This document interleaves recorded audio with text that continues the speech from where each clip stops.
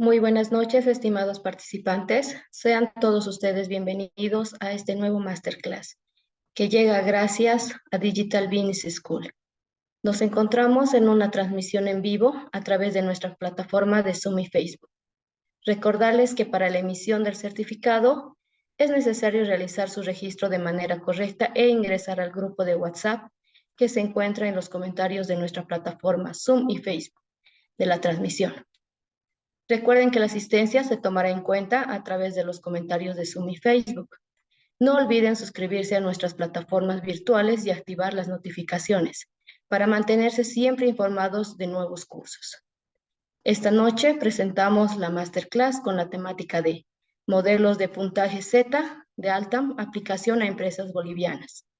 Es para nosotros un gran honor poder contar con la presencia del magíster Félix Ramírez.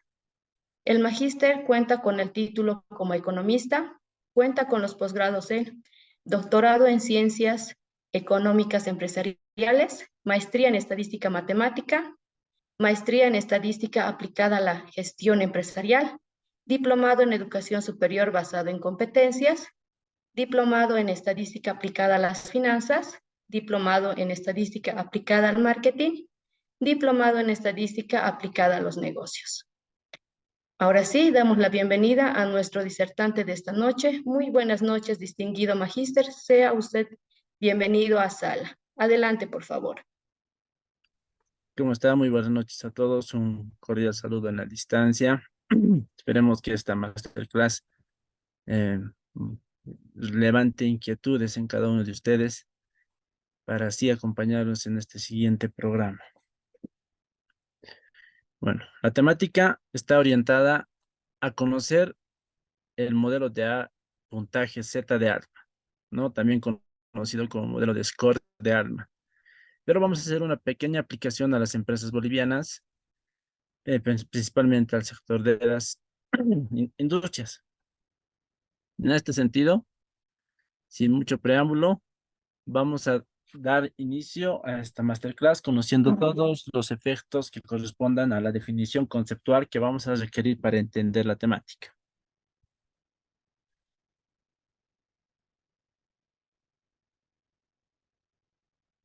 Para entender lo que es el modelo Z de Altman, debemos comprender la concepción teórica técnica que sirve de soporte para encarar esta figura. En este sentido, vamos a recurrir a algo denominado estadística matemática. La estadística matemática está concebida como la aplicación de la teoría de la probabilidad a la estadística, ¿no? Aquí ya estamos hablando de aplicación, un concepto muy importante. La estadística matemática trata de obtener información, ¿ya? A partir de datos. En la práctica, estos datos contienen aleatoriedad e incertidumbre, ¿no? En esta figura, la estadística matemática nos ayuda a comprender este concepto tan relativo como lo es la incertidumbre, dado que la incertidumbre juega un papel muy importante en la toma de decisiones financieras y de otro tipo, no necesariamente financieras. Asimismo, está asociado a algo denominado riesgo.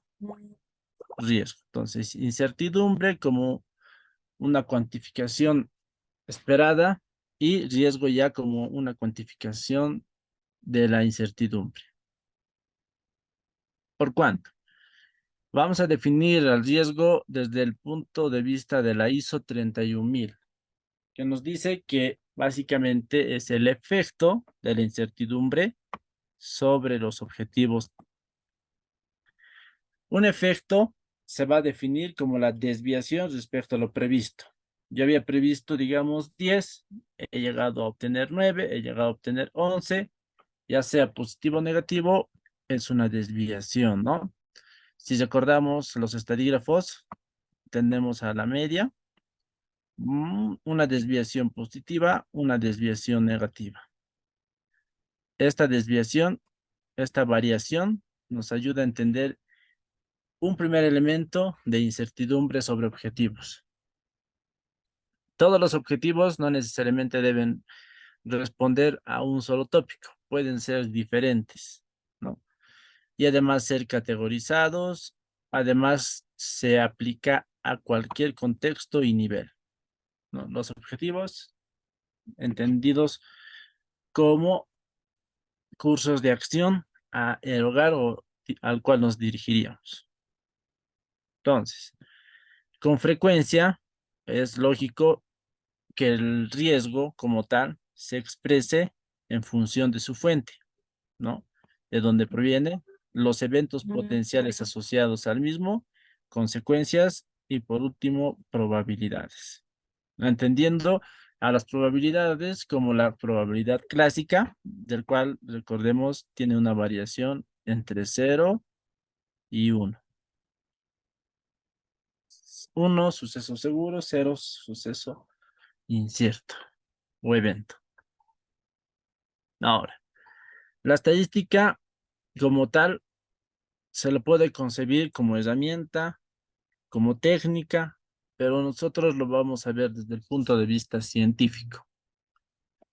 Desde el punto de vista científico, dado que nos permite hacer una recopilación, organización, proceso, análisis e interpretación de datos. El enfoque que nosotros queremos orientar es el análisis de datos. De la estadística solamente vamos a tomar una pequeña parte, una esencia, para que nosotros podamos comprender la facilidad en la toma de decisiones. Tradicionalmente, la estadística se ha dividido en dos grupos importantes: estadística descriptiva y estadística inferencial. Asimismo, hoy en día existe una tercera figura, que es la estadística bayesiana. La estadística descriptiva básicamente nos permite resumir toda la información, ¿no? Tenemos una cantidad de datos, de observaciones, y nosotros lo podemos interpretar ya sean tablas o gráficos por excelencia, y a partir de eso calcular los estadísticos. Estadística descriptiva. La estadística inferencial va un poquito más allá. Estudia la probabilidad de éxito de las diferentes soluciones que podría darse a un problema, ¿no? Con la estadística inferencial nosotros inferimos, queremos ver más allá, queremos deducir y deducir de un resultado general a un resultado particular y viceversa. Desde este punto de vista, tanto la estadística descriptiva como la estadística inferencial tienen una secuencia de pasos lógicas generalmente secuenciales. Primera etapa, la recolección de datos. Sea por el método que se defina, se hace una recolección de datos, se hace una clasificación y crítica a los datos que se ha recabado o recolectado en primera instancia. Posteriormente se hace una presentación de la información. Esta presentación de la información normalmente lo hacemos a través de tablas, gráficos y medidas estadísticas, ¿no? Tablas de frecuencias, gráficos de basas, la torta, y después viene el análisis descriptivo, que es un proceso secuencial de la estadística descriptiva. Y en la estadística inferencial nosotros analizamos una población objetivo, ¿no?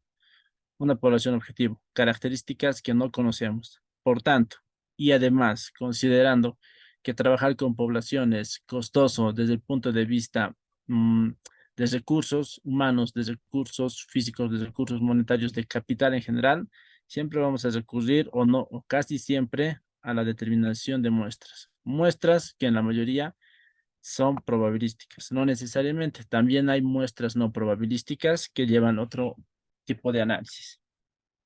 A partir de la determinación de una muestra, nosotros obtenemos datos, ¿no? A diferencia de la estadística inferencial, donde hacemos la recolección de datos directa, aquí obtenemos los datos de una muestra. A partir de la obtención de datos de una muestra, nosotros realizamos estimaciones. Las estimaciones calculadas a partir de esta muestra. Normalmente en las estimaciones, recordaremos, están las estimaciones por intervalos, las estimaciones puntuales, las estimaciones muestrales, estimaciones de los parámetros. Todo esto para propender a llegar a una conclusión, validar lo que habríamos lo que habríamos definido como nuestra población objetivo, definirle un nivel de error, un nivel de confiabilidad y tolerancia. Estos dos procesos deben llegar a juntarse en un punto, y ese punto lo vamos a llamar análisis de datos. Los análisis de datos nos van a permitir saber si las características de nuestros datos responden al propósito de su obtención. O sea, ¿para qué he obtenido esos datos? Y si esos datos me van a servir. Para esta figura, los tipos de análisis de datos dependen de al menos estos tres factores. Uno, el nivel de medición de las variables. Recordemos aquí la calidad que deberían tener nuestras variables, ordinales, nominales, entre otros, ¿no? Es solamente el nivel de medición. Después, el tipo de hipótesis que hemos formulado, básicamente el objeto de estudio en general o la respuesta tentativa a una investigación que se ha planteado. Y a partir de estos, un tercer elemento para hacer un análisis de datos conlleva el diseño de la investigación en sí, del cual nosotros requerimos analizar para comprobar una hipótesis.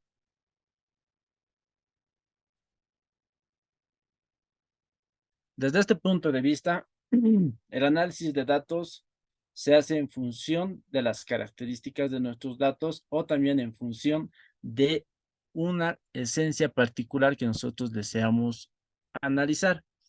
Por ejemplo, el análisis univariante está muy asociado a lo que es la estadística descriptiva.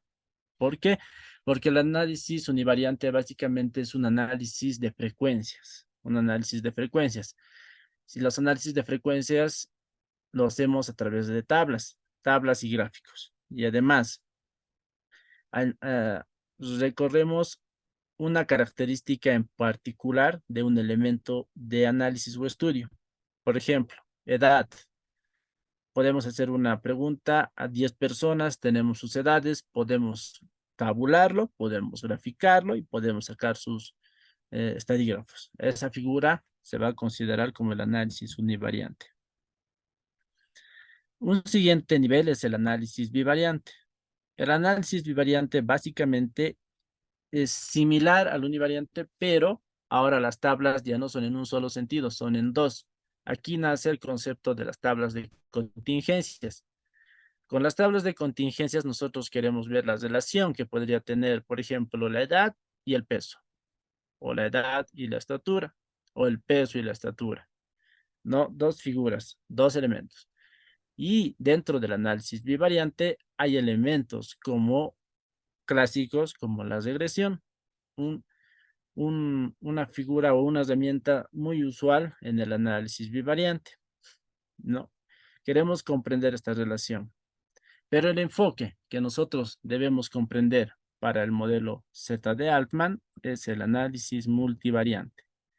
Entonces, nuestro enfoque no está en el análisis univariante ni variante, que son importantes, desde luego que sí. Nuestro enfoque será en el análisis multivariante.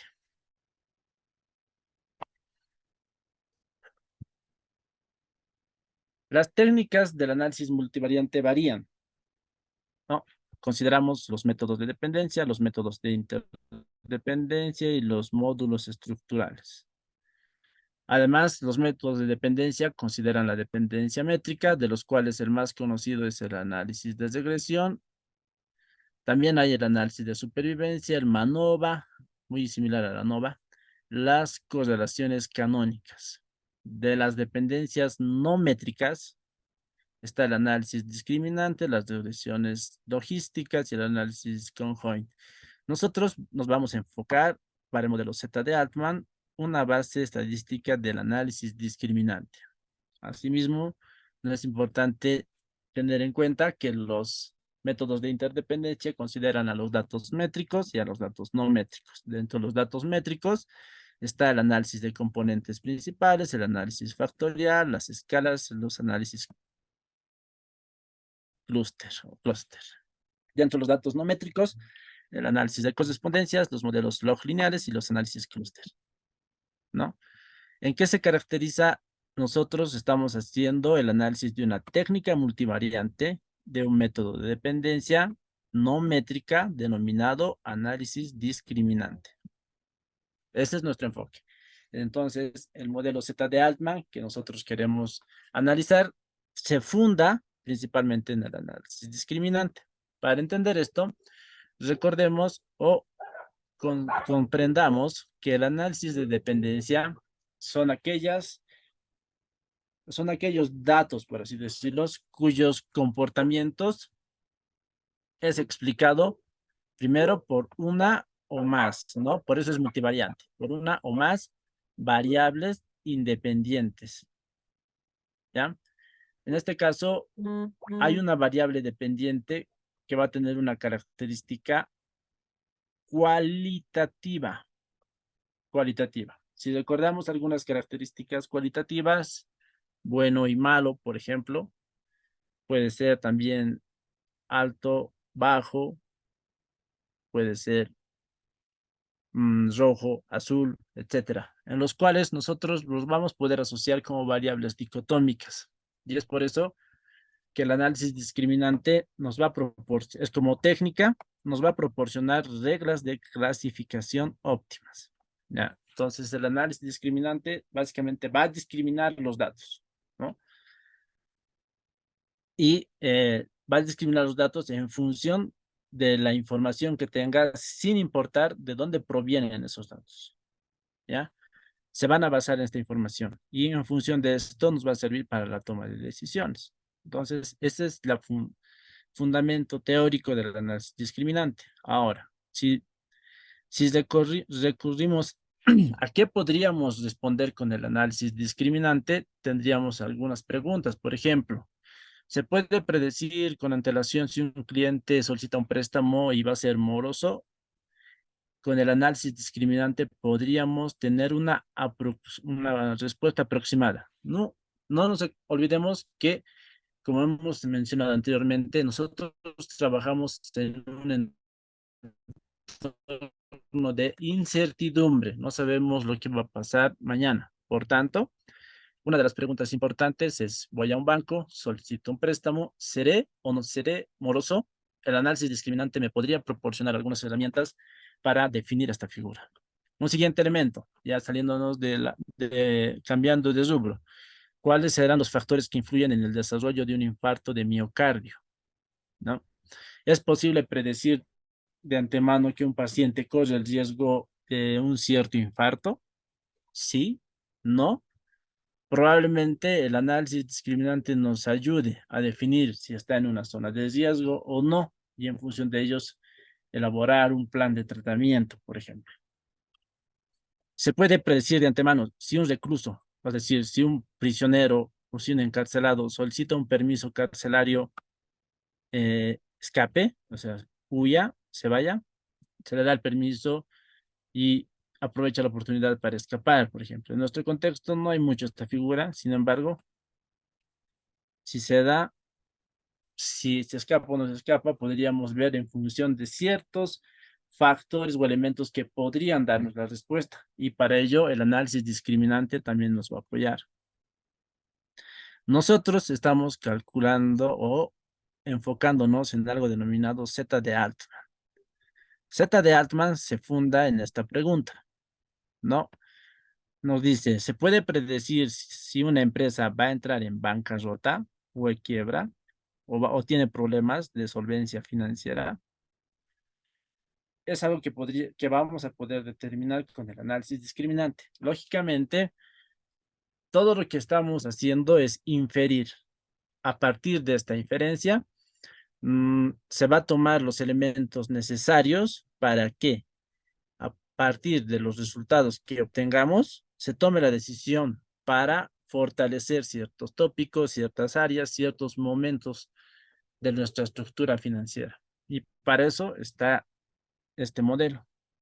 Otro ejemplo que en donde se podría aplicar el análisis discriminante sería o tratar de responder cuáles son las razones que llevan a un consumidor a preferir una determinada marca sobre otra en el mercado.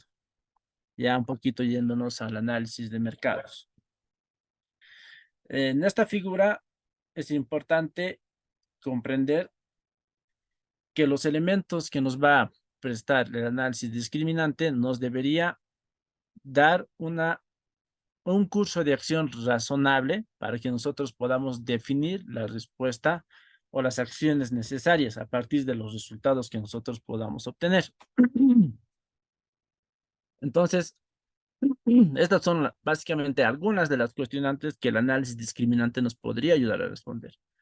Nosotros, enfocados en el Z de Altman, vamos a ver si se podría o no predecir la quiebra o la bancarrota de una empresa. Todo instrumento matemático tiene un soporte, ¿no? Una base teórica en la cual se funda. En este caso, la discriminación que se va a realizar se va a hacer por grupos, ¿no? Entonces, aquí ponemos Q grupos, o sea, ¿cuántos grupos será? En los cuales se van a hacer cálculos de funciones denominadas funciones discriminantes. Las funciones discriminantes tienen un comportamiento lineal. Esto es una de las facilidades que tiene y también a la vez una de las desventajas que presenta. Para encontrar esto, nosotros podemos recurrir a diversos procedimientos. Uno de los procedimientos más usuales se denomina procedimiento de Fisher. Básicamente, inclusive es el que se utiliza en los softwares como en el SPSS. El procedimiento de Fisher toma funciones discriminantes y hace combinaciones lineales y los clasifica de esta forma, ¿no? Dentro del cual hay una variabilidad entre grupos, es decir, grupo 1, grupo 2, y además hay otra variabilidad intragrupos dentro del mismo grupo. Esta expresión es así, ¿no? Aquí solamente vemos sumatorias por desvíos, número de grupos, básicamente inclusive varianza, ¿no? Y llegamos a esta forma. La forma funcional de las funciones discriminantes se va a enfocar en esto, ¿no? Solamente estamos viendo un pantallazo general del soporte matemático de las funciones discriminantes. Visualmente siempre va a ser más atractivo. Nosotros queremos responder si se puede predecir si una empresa va a entrar en bancarrota. Entonces, entendiendo los azules como las empresas solventes y lo que está con rojo como las empresas quebradas, nosotros definimos entonces nuestra función discriminante. No, aquí está nuestra función discriminante, donde discriminamos a las empresas solventes y a las empresas quebradas. Data histórica, función discriminante. Entonces, con este preámbulo, para comprender de dónde viene el modelo Z de Altman, empecemos a ver el modelo en sí. El modelo Z de Altman se utiliza, como habíamos antecedido, para predecir bancarrota. Dicho de otro modo, para predecir quiebra. Este trabajo nos está acompañando ya muchos años, desde 1968, ¿ya?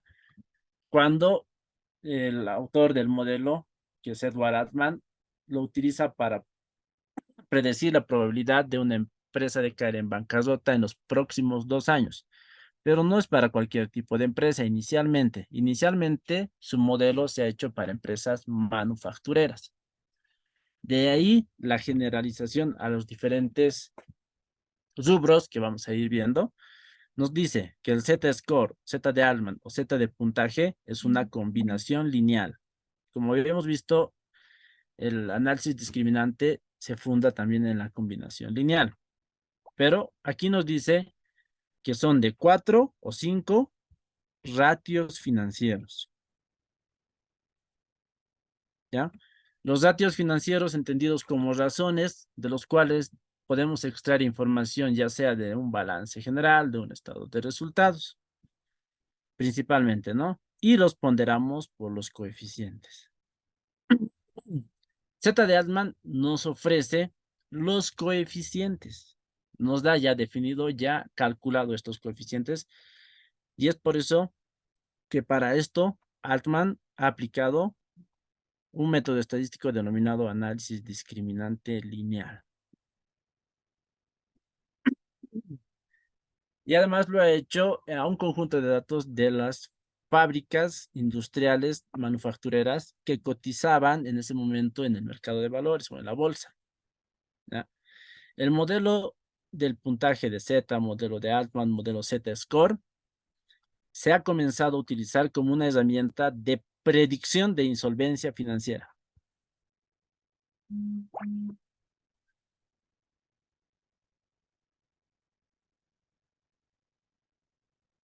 Aceptado por unos, criticado por otros, como cualquier modelo. Todos los modelos tienen pros y contras, sin excepción. En algunos casos indicaban como crítica negativa al modelo que se debería tener datos específicos de aquellos que publican en la bolsa. Entonces, a partir de esa crítica, se tiene este primer modelo, ZDA. La diferencia es que este 1.2, este 1.4, este 3.3, 0.6 ya es la combinación lineal definida. Lo único que nosotros tenemos que hacer es calcular el X1. ¿Cómo entendemos el X1? El activo cociente menos el pasivo cociente sobre los activos totales, o dicho de otro modo, el capital de trabajo, calculado por un método contable. Un X2, las ganancias acumuladas o las utilidades acumuladas de gestión sobre los activos totales. En el X3 tenemos la utilidad antes de intereses e impuestos. En el X4 tenemos el valor de mercado del patrimonio. Este era el punto de discusión de aquellos críticos, ¿no? Porque los valores de mercado solamente los podemos ver en la bolsa de valores. Y en el X5 están las ventas. Entonces, estos 5 parámetros nos servirían a nosotros para identificar si la empresa tiene o no algún problema financiero o se encuentra en insolvencia.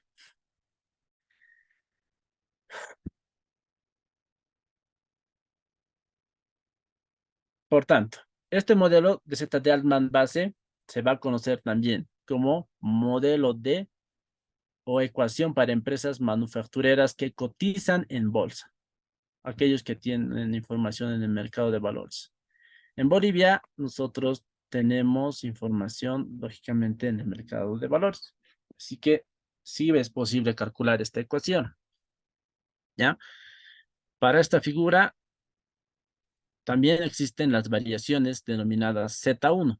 En Z1, nosotros encontramos eh, para empresas manufactureras también, pero que no cotizan en la bolsa, o también denominados capital cerrado en bolsa, es decir, que no participan nada en el mercado de valores, que se asocia más a nuestra realidad inclusive, ¿no? Tenemos información para este tipo de empresas, basta que no necesariamente tengan que trabajar con la bolsa.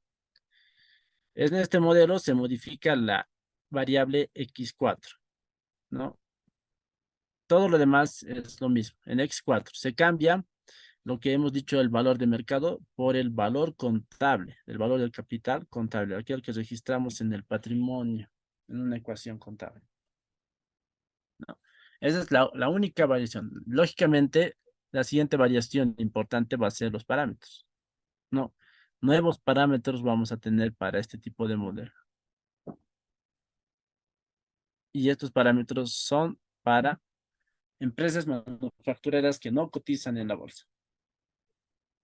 Pero como el modelo ha tomado tanta popularidad en los años, han dicho, pero debería haber un modelo para empresas de producción, para empresas de servicios. Entonces nace el modelo Z2 de Alt y esto se utiliza para cualquier tipo de empresa. Inclusive es aplicable a empresas de economías emergentes. Esta figura nos da a entender un modelo genérico para cualquier tipo de industria. La única diferencia es que se elimina la variable 5 y por eso decíamos que el modelo toma entre 4 y 5 variables, básicamente por esta variación. En el modelo Z2 se mantienen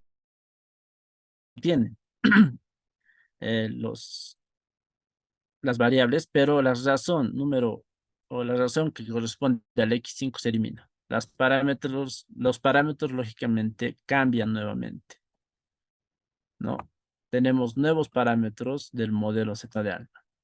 Y las variables o las razones que deberíamos calcular se reducen de 5 a 4. Eliminamos la razón X5, ¿no? Y con esto, con esta eliminación, que responde al valor capital contable, excluyendo esto, nosotros ya tenemos calculado esta razón para generalizar a cualquier tipo de empresa. Entonces, esto ya se puede aplicar a todo tipo de empresa. Ya las empresas, no todas las empresas nos proveen de información para hacer este cálculo, ¿no? Es muy restringida la información que manejan, pero ya de una aplicación interna, cada gestor del área contable, por ejemplo, de una empresa formal o informal inclusive, podría calcular siempre y cuando pueda definir qué es su activo, qué es su pasivo, qué es su patrimonio. Desde este punto de vista, ya teniendo los elementos teóricos necesarios, vamos a hacer la presentación. El puntaje Z de ALMA va a considerar nuestros tres elementos. Uno, el modelo Z de Altman para empresas que cotizan en la bolsa, Z de 1 para empresas manufactureras que no cotizan en la bolsa y Z2 para cualquier tipo de empresa. Nos dice que hay zonas de riesgo. Cuando hay zonas de riesgo, nosotros debemos comprender que hay tres zonas de riesgo. Hay una saludable, una gris y la que debería llamarnos direccionar sobre el rumbo de nuestra empresa es aquel que se llama zona de riesgo o zona de quiebra. Cuando estamos en zona de quiebra, deberíamos alertarnos para tomar decisiones, porque como hemos dicho, esto es una inferencia que podría pasar, no necesariamente está pasando, pero los datos que se recaban podrían, en función del tipo de modelo, sabremos en qué zona se encuentra nuestra empresa o la empresa que deseamos analizar. La única diferencia es que para el Z de Altman 2 va disminuyendo, ¿no? Los umbrales. Entonces, estos se pueden definir como umbrales o límites o como hemos dicho, las funciones discriminantes, ¿no? Dos funciones discriminantes. Aquellos que pertenecen a la zona saludable, gris y quiebra.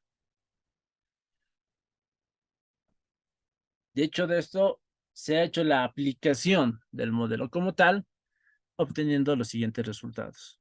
Todos estos valores que ven aquí son valores reales, son de empresas bolivianas que cotizan en la bolsa, ¿no? Aquí tenemos la empresa INTI, ¿no?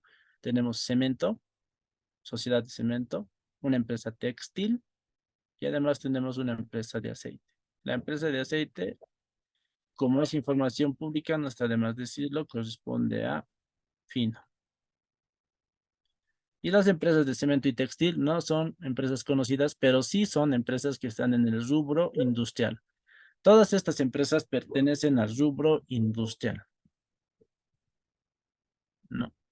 Podríamos aplicarle el modelo Z como el modelo Z2. En este caso le vamos a aplicar el modelo Z, para lo cual ya se tiene definido estos parámetros, ¿no? Como ya se tiene definido los parámetros, lo único que nosotros debemos hallar es X1, X2, X3, X4 y X5. Precisamente estos son los valores, ¿no? Que corresponden. Debería llamarnos la atención este valor de este cemento. Probablemente tenga algún conflicto en su generación de capital de trabajo, ¿no? Y además es importante comprender la naturaleza de la empresa que podríamos analizar. Paso 2. Los resultados. Los resultados nos han dicho que la empresa INTI se encuentra en zona gris, ya, con 2.18. Con algunos ajustes necesarios, esto va a mejorar. Algo importante.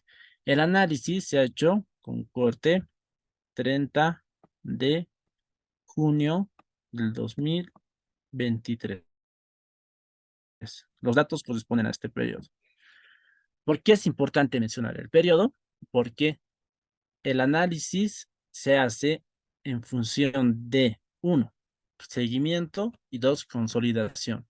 En este caso es de seguimiento. ¿Por qué es de seguimiento? Porque nosotros tomamos cuentas en razones tanto del balance general como del estado de resultados. Si tomamos del estado de resultados, no nos olvidemos que el estado de resultados es dinámico, es decir, se actualiza hasta el corte final. Básicamente nos puede decir, también es una forma de interpretación. Como es el 30 de junio, estos resultados van a mejorar con seguridad hasta final de gestión o hasta el cierre del ciclo fiscal o del año fiscal en función del rubro al que pertenece. Por tanto, en este caso tenemos 2.18, que corresponde estar en zona gris. Nosotros lo vamos a asociar a una exposición al riesgo. Básicamente decimos que el manejo de solvencia de la empresa INTI presenta un riesgo medio que es aceptable a la fecha. Esta empresa de cemento y esta empresa de textiles, que también son bolivianas, presentan valores muy bajos, 0,91 y 1,05, que los hacen llevar a la zona de quiebra, riesgo alto. Estas empresas deben tomar medidas importantes para propiciar un nuevo análisis de lo que conlleva el manejo de las operaciones diarias de su empresa. Las dos empresas ya presentan riesgo alto. Lógicamente, como hemos dicho, esto no es conclusivo, es referencial para la toma de decisiones, es un aporte más. Y esta empresa de aceites que es fino, en Bolivia, presenta un nivel saludable, 2,94, arriba, ¿no? Del 2,90. Por tanto, presenta un riesgo bajo, que quiere decir que se está tomando buenas decisiones financieras al interior de esta empresa. Otros elementos importantes por definir. ¿Existirá otras formas de score? La construcción de los parámetros se puede asociar a un modelo netamente boliviano. ¿Existirá otras formas de valoración? Las herramientas estadísticas matemáticas que hemos visto serán aplicables. ¿Cuál será el fundamento completo del análisis discriminante? ¿Qué otras aplicaciones podrá tener? Son algunas de las preguntas que conllevan al análisis o al estudio de la estadística matemática.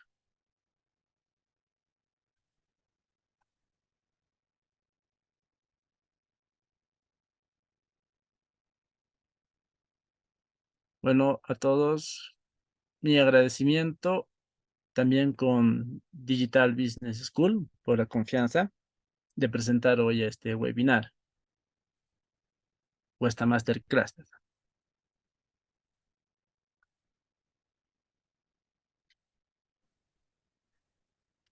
Bueno, muchísimas gracias, Magíster, por tan valiosa e importante ponencia. Esperamos que haya sido de su total aprovechamiento y gracias a todos los presentes por su atención. Si tuvieran alguna duda, pregunta o consulta que quisieran hacer, pueden realizarlo escribiendo en los comentarios de las plataformas o pueden levantar la mano en la sala para pedir la palabra. Buenas noches, creo que no hay ninguna duda, creo que todo quedó claro, ¿no, Magíster? Entonces, damos fin a lo que sería nuestro masterclass. Que tengan buena noche. Hasta luego. Hasta luego, buenas noches.